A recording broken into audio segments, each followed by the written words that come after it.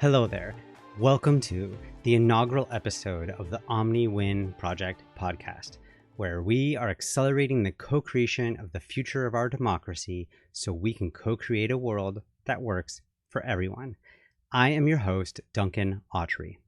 This podcast is for people who are fed up with the status quo political culture, because in this podcast, we are going to be exploring the many approaches that already exist that can help our society both transcend polarization and create space for deliberative, thoughtful, participatory decision-making.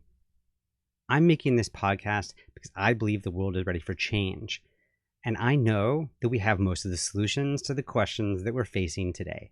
So I'm here because I want to share these with you and the world, because I want to help catalyze a movement that can move our democracy forward. If you like what's happening here and you want to stay tuned, please subscribe to the podcast and come check out omniwinproject.com. Okay, so today's show is with Kenneth Cloke. Ken is a mediator, a conflict resolution systems designer, and one of the leaders in the field of conflict transformation. He's a teacher, a trainer, and he has been an advocate for conflict resolution for nearly 40 years. He is the author of many books, including Mediating Dangerously, Conflict Revolution, The Dance of Opposites, and Politics, Dialogue, and the Evolution of Democracy. He is also the founder of Mediators Beyond Borders International, and he is one of the founding leaders of the Democracy, Politics, and Conflict Engagement Initiative, or DPACE. Ken has been a staunch and tireless advocate for mediation for decades. He wants to bring the world of conflict resolution into the world of our politics and our culture, so to help us create change. In the world of mediation and in the world of mediators, Ken is adored, and this is because of his integrity, his passion, his wisdom, and his profound presence. I also want to add that Ken is a mentor and a friend and a colleague. Ken's work is one of the predominant motivations for me to create the Omni-Win Project in the first place. And so that's why I've invited Ken to be the first guest in this inaugural episode. This project, in a way, is a way to honor him and his work. It's an extension of his deep desire and passion to bring real change to our society, our culture, and our democracy. So I want to start off by saying that I've broken this episode into two parts. This is part one of the conversation. And in this, Ken is going to talk about the inherent relationship between conflict and politics and why these political decisions are so important to us. And he also introduces some new lenses from which we can observe and understand the nature of our politics and our political conflicts. He also helps us talk about how democracy and our political system itself is actually a tool for resolving conflict, but that system is getting it wrong because it keeps forcing us into binary choices between this and that, yes and no, for and against. Instead, we know and we need. Instead, we need, and he points out the importance of us needing. Instead of these binary choices, we need to be able to engage with nuance, to work through the differences, and collaborate in our decision making. And fortunately, the tools and approaches that can help us evolve are already available. And that's what we're going to discuss in part two. But for now, let's get to the conversation. This interview was recorded live on March of the year 2022. Please enjoy this conversation with my friend, Ken Cloke. Well, Ken, thank you so much for being part of this inaugural episode of the Omni-Win Project Podcast. Well, first of all, thank you, Duncan, for inviting me onto this program. Thank you for doing this program. Thank you for thinking about these issues and opening conversations between us about how we can do better in achieving the things that we all want to achieve. Some of your writing and some of your thinking has really given me hope that all the different tools for mediation and conflict resolution that are out there can really be applied to all of these important public policy issues. And there's wonderful applications. And I guess for those who don't know, you're one of like the original mediators. It's just, you've been in this field for since the very beginnings. And so you've seen the arc of it and you've seen what it's been able to achieve. And I also know that there's a longing in you to figure out, well, there's more that this can be achieved. And so I also want to just create space for how do we really make this happen? So I guess at that level, I think that's a pretty good introduction. So I guess we can start with, what do you see about the state of our democracy that is concerning you the most right now? Like, what are some of the things that are, where do you see the challenges that it's facing at this moment? So I think the best way of thinking of this is to trace the idea of democracy back to its origins. So democracy consists of two parts, demos and ocracy, or archy, if you will, which kind of means rule by the people. So we've got various forms of archy, ranging from anarchy to various forms of what we could think of as heterarchy, multiple different kinds of government.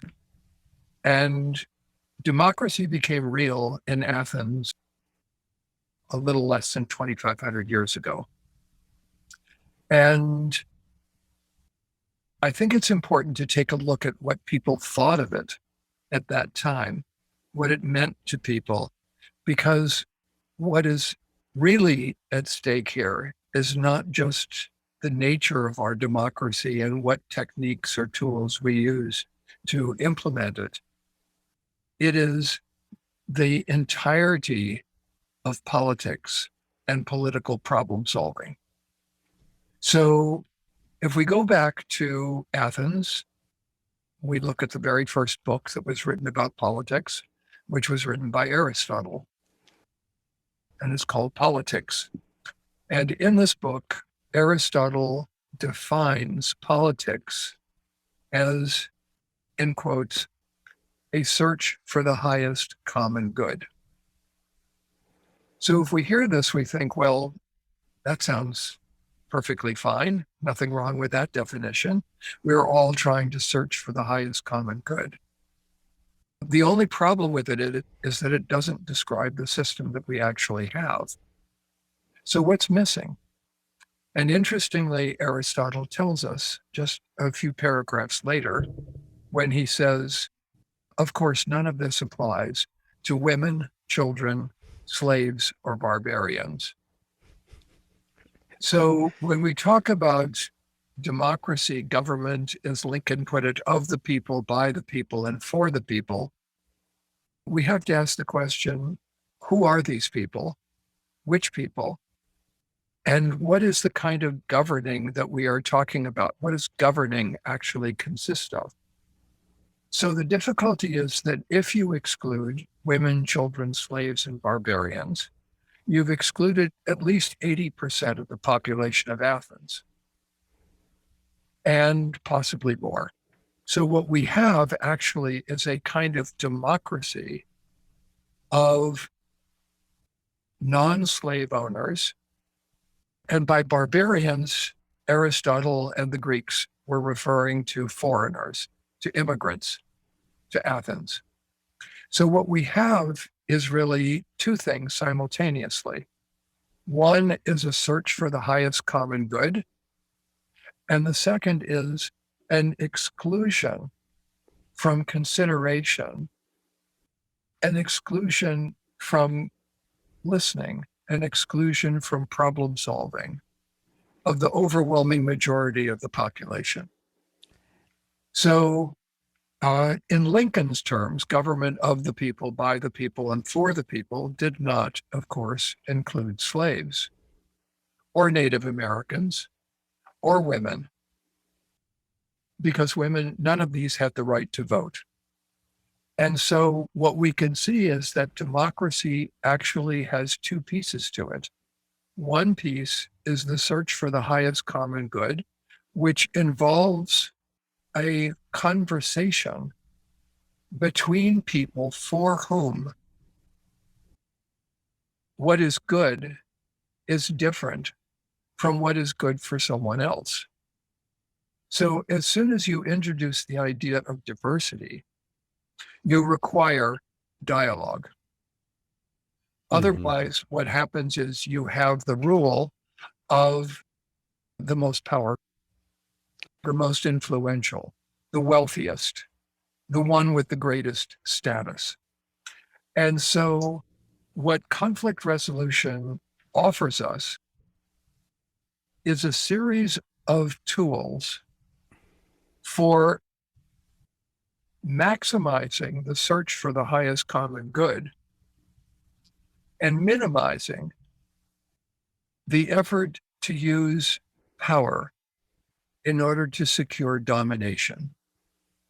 Because when we exclude women, we are talking about the domination of men. And when we exclude slaves, we are talking about the domination of slave owners, the domination of adults over children, the domination of citizens over migrants. And these are not the only forms of domination that we want to identify. The only groups that are being dominated or sort of excluded from the process of deciding what is the highest common good. So if instead we take as our model conflict resolution, and particularly we look at mediation, what does it look like in mediation? And the answer is we're still searching for the highest common good, but without excluding anyone. So just as diversity requires dialogue, dissent requires consensus building.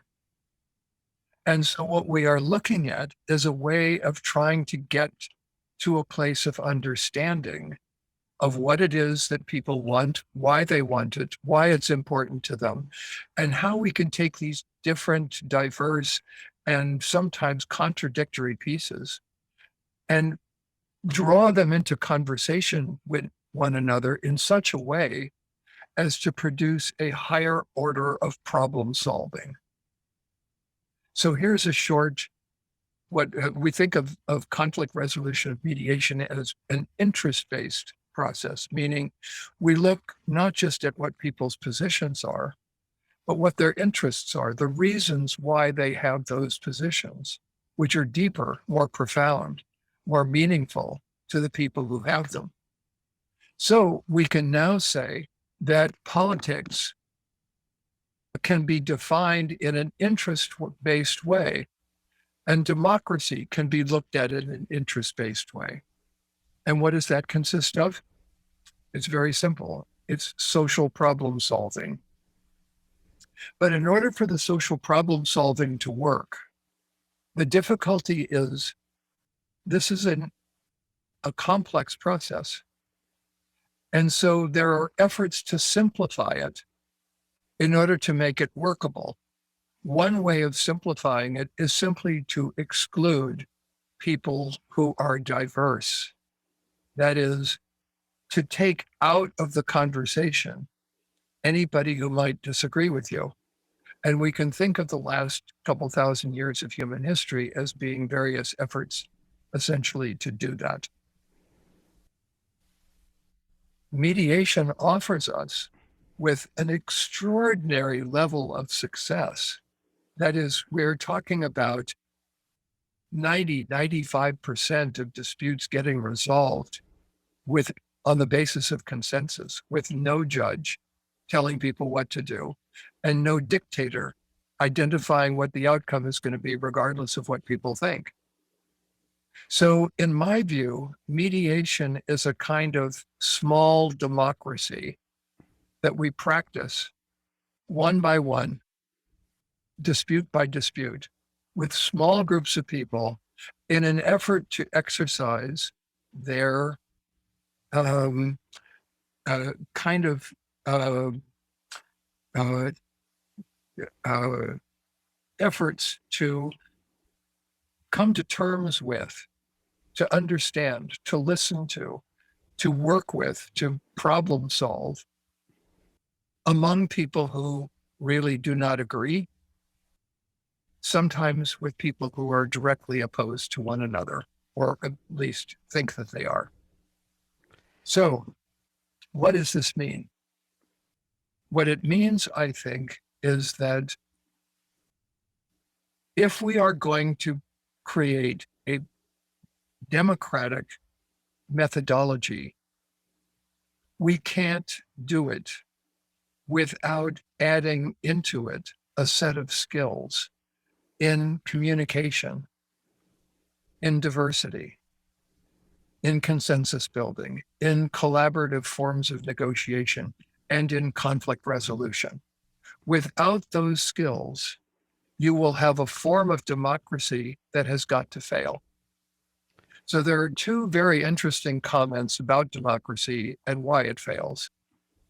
The first is from Plato in the Republic, who writes that democracy is always vulnerable because what happens is we try to satisfy everybody's interests, and then nobody feels completely satisfied. And then along comes an autocrat or a dictator who turns democracy against itself, who uses the openness of democracy in order to destroy it. And this is actually what Hitler and Goering and Goebbels and various other spokespeople for the Nazi regime in the 1930s in Europe actually expressed openly, that they were using democracy in order to destroy it. How exactly do you do that? Well, it turns out we've had some lessons, and we are going through one of those lessons right now in Ukraine. But what is interesting, and I think a part of what is being missed, is that one of the methodologies by which democracy destroys itself is the creation of an enemy who then gets stereotyped, typecast. And we could see it happening right now with Putin, who is becoming demonized. And this is not to say that what Russia is doing is correct or valid or any of those things. It is to say, isn't it interesting how people in conflict invite other people to join them, in part by the quality of their rhetoric, in part by their biases and prejudices, which invite people to say, no, that's not me, and you're worse. So if we just boil it down to a very, very simple equation, a very simple elementary communication, someone insults you, what do? Answer, you insult them right back. What has won? Answer, insults. Insults have won. Insulting has won. And the one who insulted you, if we ask the question, were they doing this in order to get you to insult them so as to backwards justify their insulting you and turn the process into a circle and make it impossible for anything constructive to happen because they don't believe it can and because they want you to join them in their misery? Often the answer to that question is yes. So here's the difficulty. How do we oppose war without slipping into warlike attitudes that backwards justify the original attack? And this is exactly what is happening in Russia right now. The media in Russia are saying, look at how they're characterizing us, providing a perfect backwards rationalization for the destruction of of a civilization. So every conflict, in a way, proceeds in a similar kind of way. What do we do in conflict resolution? Answer: we try to identify people's legitimate interests and look for ways of solving them in a win-win type of fashion. So my view is that conflict resolution, as you know, Duncan, because we've talked about this before, is fractally organized, meaning it is self-similar on all scales. So there's something similar about the way two kids fight in a playground and what happens between the heads of nation states. And therefore, we can scale up or scale down techniques that are useful in one location so that they will prove useful in some other location. So what is democracy really? Well, I think it has three forms. The first form is what we can think of as power-based democracies. And these are the democracies that are actually autocracies that simply have periodic elections.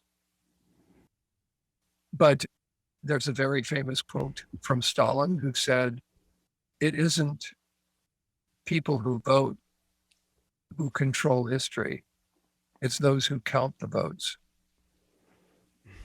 And so we can see that at a very cynical level, autocrats around the world use the democratic form simply as a way of getting some form of legitimacy to what is actually one person rule, is actually just another form of domination.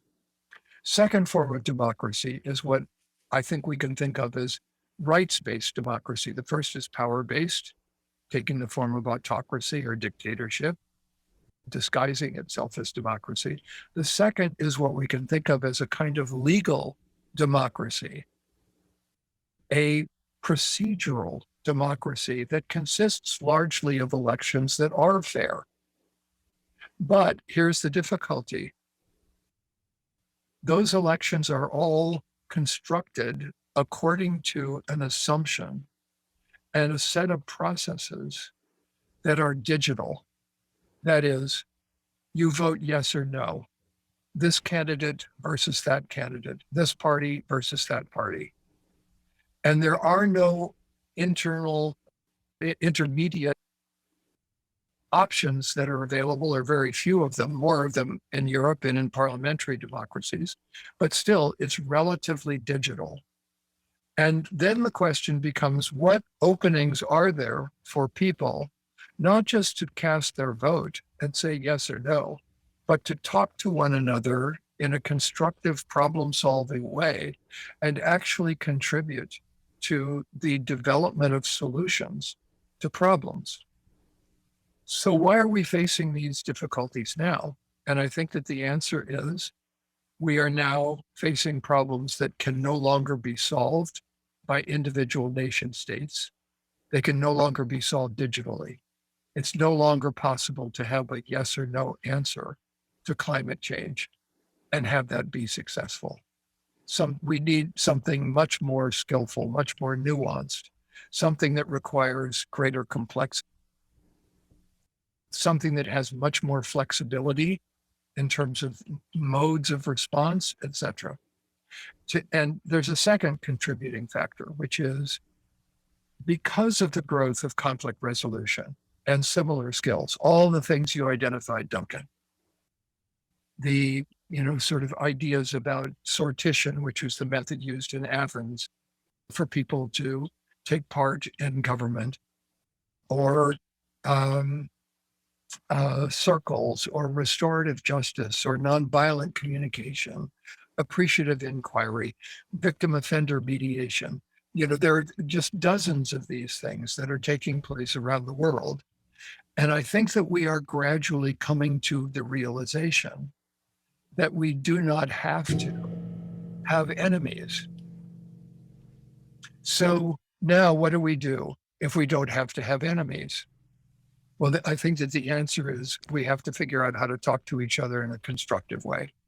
We have to, as a species, figure out how to solve global problems and overcome the adversarial, competitive nature of nation states that discourage that from happening. We can see it in the pandemic. We can see it in climate change. We can see it in Ukraine. We can see it in a vast array of problems that are asserting themselves around the world in increasing numbers with increasing seriousness. And so what we require is a higher order of democracy, which is an interest-based form of democracy, one in which there are multiple correct answers. And if you live in a power-based dictatorship, you only need to know what the dictator thinks. There's one answer, which is what the dictator says. If you live in a legal democracy, it's what the judge says, or what Congress decides by majority vote, or what the president thinks, which is broader than what the dictator thinks. But it's not the same as all of us, that is the demos, the people, actually governing, ruling, making decisions, solving problems, fixing things that don't work, working together, trying to build understanding and collaboration, cooperation, synergy across national and cultural borders.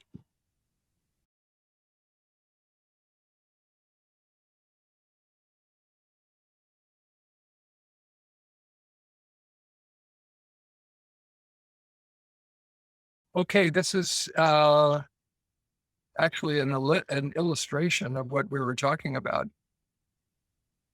How it's possible to, for what we're actually beginning to talk about, which is vulnerable democracy is. Exactly. Yeah. So thank you. That's a great example. And it's so Ken, there's a way that I think that you help touch on like a lot of different layers here. Like what are we looking at and we seen in our democracy?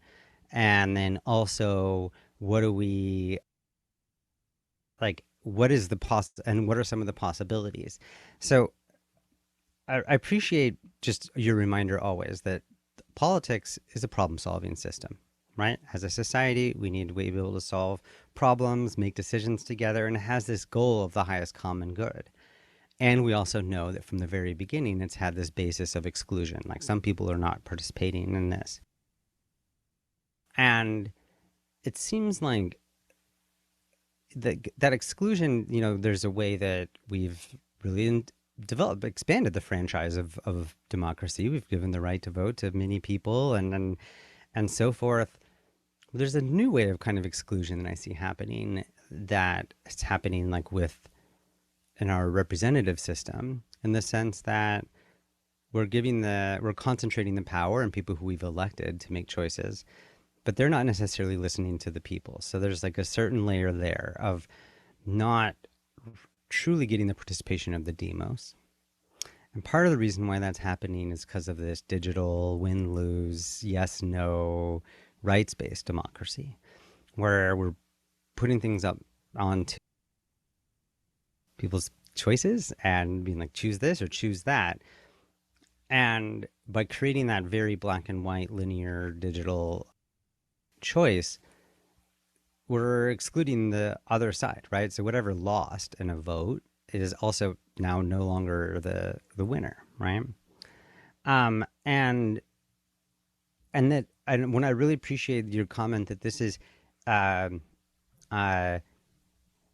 inadequate to the kinds of issues that we are trying to face right now, in the sense that we have very complex, nuanced issues, whether we're looking at climate change in the future, or trying to reconcile the legacy of slavery from the past, or look at police, criminal justice system issues right now. These are all nuanced issues, and we're not going to fix any of them with a digital yes-no vote on any specific issue. And something also that I thought was interesting is that one of the things that undermines democracy is this, in that exclusion, is by creating the enemy and trying to say that person's not allowed to be here or participate or something. And I notice that it's also something that happens in our culture as well. So that people, whenever their political party might be, they have a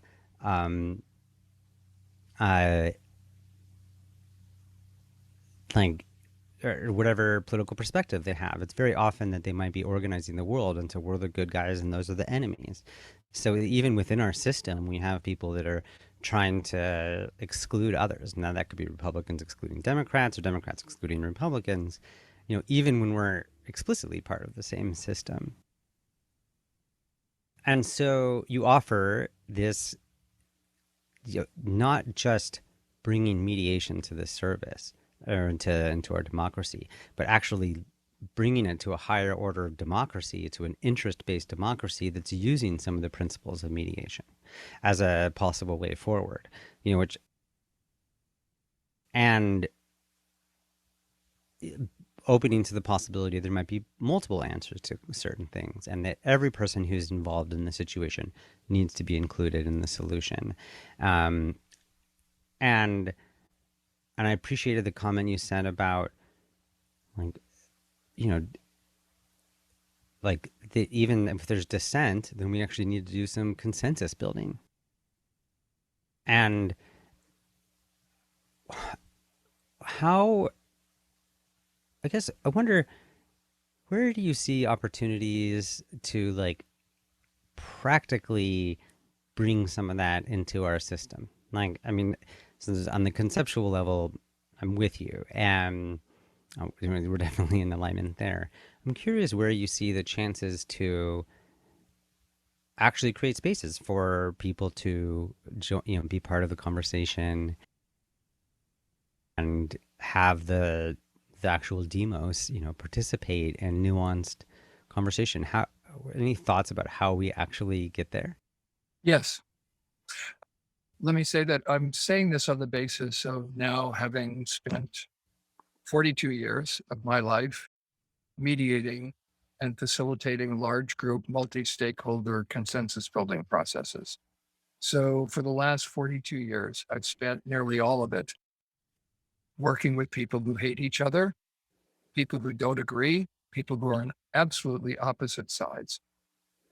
And the question then becomes, how do you help those people come to some kind of an agreement with each other, or at the very least, stop sort of fighting in destructive ways against each other? So there are several very practical things that can be done. In the first place, let me describe it a little differently. In the large group, multi-stakeholder consensus building processes like environmental disputes, public policy disputes, disputes around zoning ordinances, around, mining, and conflicts between environmental groups and mine owners, and all of these kinds of disputes. What we have fundamentally are two diverse sets of interests that are not talking to one another, and that take the form not of interests, but of positions. And a position is I win or I win. And then what you have slipped into is what we call a zero-sum game. So that's any kind of relationship in which there's a total of 10. So if you get 7, I get 3. And if you get 6, I get 4. And so we are automatically pitted against each other. And many of the processes that are power-based and rights-based are adversarial in their nature. And this is all we have had available to us for millennia. But now, as a result of work in conflict resolution, we have developed mechanisms that allow us to move away from win-lose outcome processes and create win-win processes in their place. How do we do that? Here is a very, very simple way of doing it in any relationship at any level. Ask a question that does not have a single correct answer. And then listen to what people say. So, for example, the people who are now listening to this webinar, whatever it becomes, we can ask them 3 fundamental categories of questions, everybody on this call. Category 1, who is the oldest person on this call? Who's the youngest? Who's the tallest? Who's the shortest? Who lives the closest to downtown San Francisco? Who lives the furthest away? And there is a single correct answer for everyone. Category 2, how tall are you? How old are you? Where do you live? Now there's a single correct answer for each person. And notice that these 2 categories parallel the distinction between power and rights-based processes. What is an interest-based question? Here are some examples in category 3. What issues are you facing at whatever age you are at? What does your height mean to you? What did it mean to you when you were 12 or 13? What do you love about where you live? What do you not love about where you live? And notice we have moved from one correct answer for everyone to a single correct answer for each person to multiple correct answers for everyone. And aren't those by far the most interesting questions we can ask? So all we have to ask are questions. What's important to you? Why is that important? What does it mean to you? What do you really want and why? Those kinds of questions allow us to search beneath this relatively superficial positions that we take in our families, for example, about do we buy this or do we not buy this, which is about should we spend money or save it. But beneath that are levels of security for each person that haven't necessarily been discussed. Do you feel unsafe spending large sums of money? Do you feel that that's an important piece of your enjoyment to spend money on things? Where does this come from? How is money handled in your family of origin? What does money mean to you? What does it stand for? What's it a metaphor for? And now we can start to have a real conversation. And here is where the magic happens.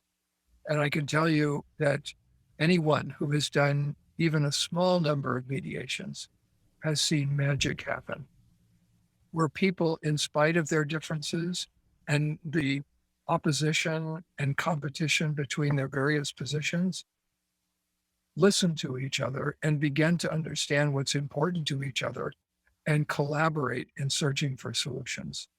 And we now have to do this on a global scale. Here's the problem. Size matters when it comes to conversation.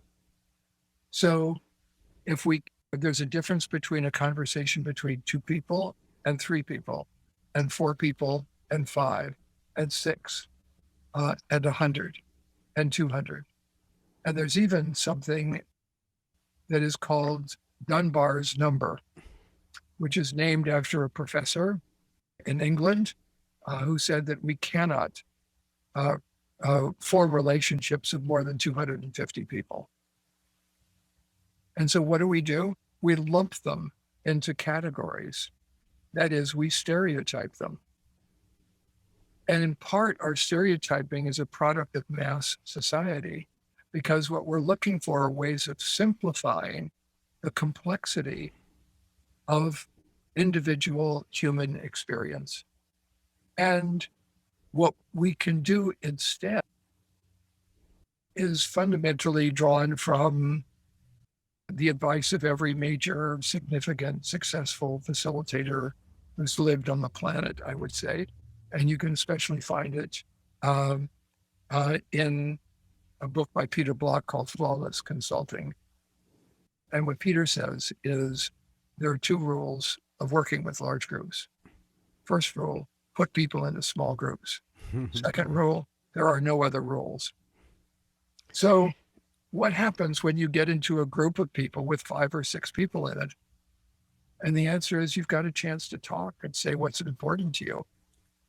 And you get an opportunity to listen to each other.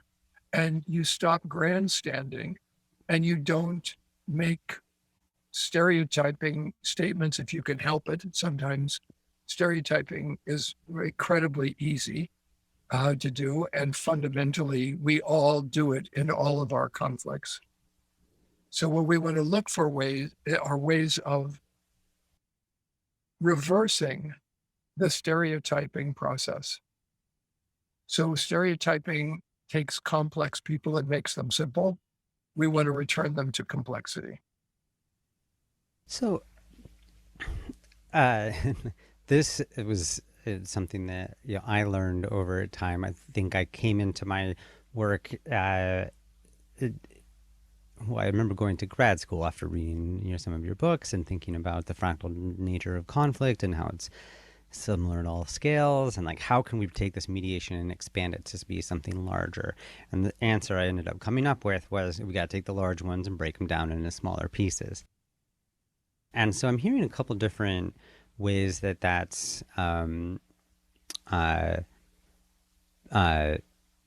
possible. And like, so one, I'm imagining, I think when people imagine like, let's talk about a certain issue, they picture some sort of town hall, and they might have some image of people yelling at each other and, people getting up on stage. Or I know, for example, I can go to a city council meeting and I'll see each person has like their 2.5 minutes of talking time, and everyone just says their same thing over and over again. Yeah. So that's not really working. No. So one of the things that I'm hearing is we could take this group or this population, whether I'm a politician wanting to listen to my constituents, or a town hall, and actually literally break the people into smaller groups and be like, all right, let's get you all in groups of 5 and talk amongst each other about the issue.